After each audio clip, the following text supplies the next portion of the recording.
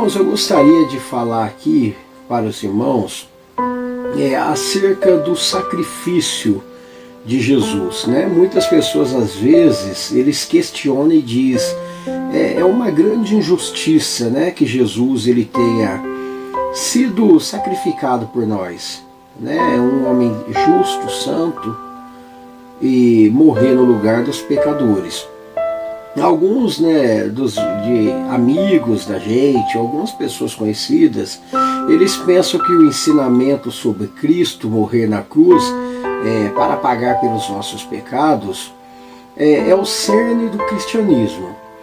É em si mesmo, né, uma razão para rejeitar o cristianismo, eles dizem. Porque como que um homem justo, né, vai morrer pelos pecadores, pelas pessoas erradas? Eles então argumentam que é injusto, né, isso, que uma pessoa inocente ele seja preso e executado no lugar de um criminoso, e que essa prática encorajaria, né, ia encorajar o pecado. Isso me deixa assim, de uma forma, quem sabe, perplexo, pensativo.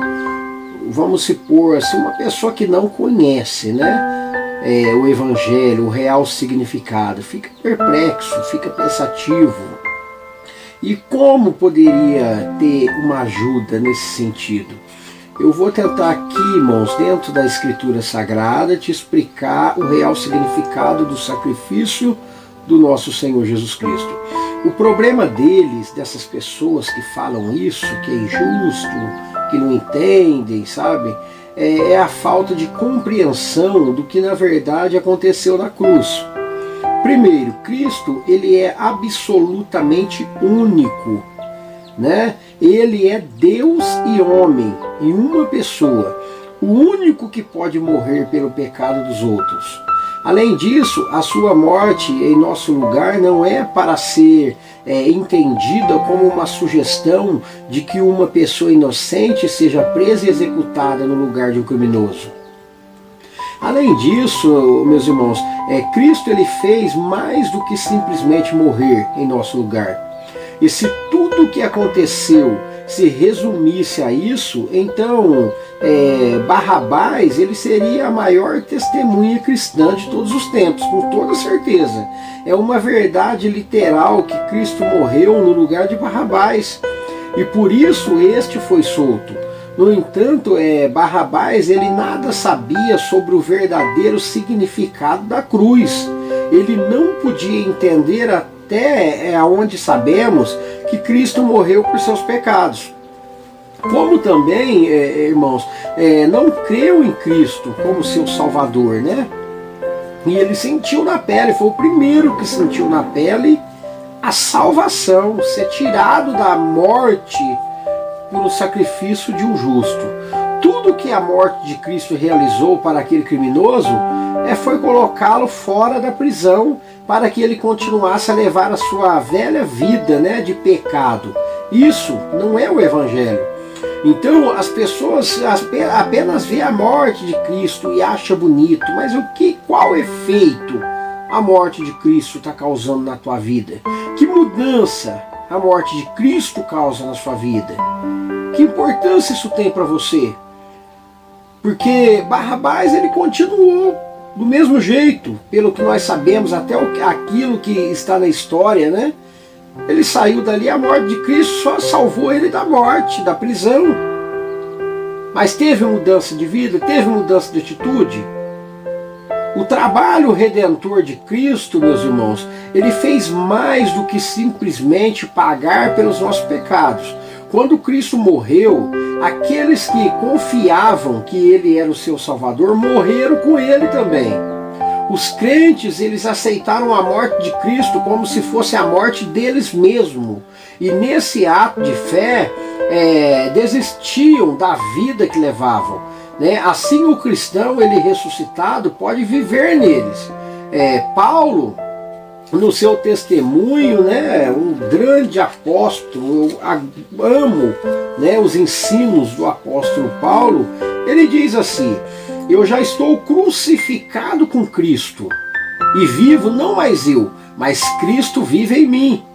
E a vida que agora eu vivo na carne, vivo-a na fé no Filho de Deus, o qual me amou e se entregou a si mesmo por mim. Está lá em Gálatas, capítulo 2, versículo 20.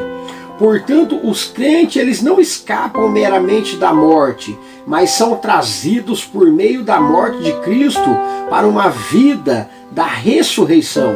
A vida que não é mais deles, mas a vida de Cristo que trazem em si. Se um morreu por todos, logo todos morreram. Isto é meramente morreram nele, né? A Bíblia diz isso. Para que os que vivem não vivam mais para si, mas para aquele por quem eles morreu, né? Então, irmãos, a ressurreição, né? Jesus, ele morreu por nós e ressuscitou por nós. Assim que se alguém está em Cristo, é uma nova criatura. As coisas velhas se passaram, já era, se acabou. E tudo tem que se fazer novo, né? 2 Coríntios, capítulo de número 5, versículo 14 até o 17, você vai aprender sobre isso. Porque estáis mortos e a vossa vida está escondida em Cristo e em Deus. Quando Cristo, que é a nossa vida, se manifestar, então também vós manifestareis com Ele em glória, né? Está escrito lá em Colossenses 3, versículo 3 e 4. Né? Uma injustiça, embora fosse a justiça suprema, pode parecer injusta, mas, irmãos, nós devemos entender o significado desse sacrifício. Sim, né, em certo sentido, né, foi uma injustiça para Cristo ter morrido em nosso lugar.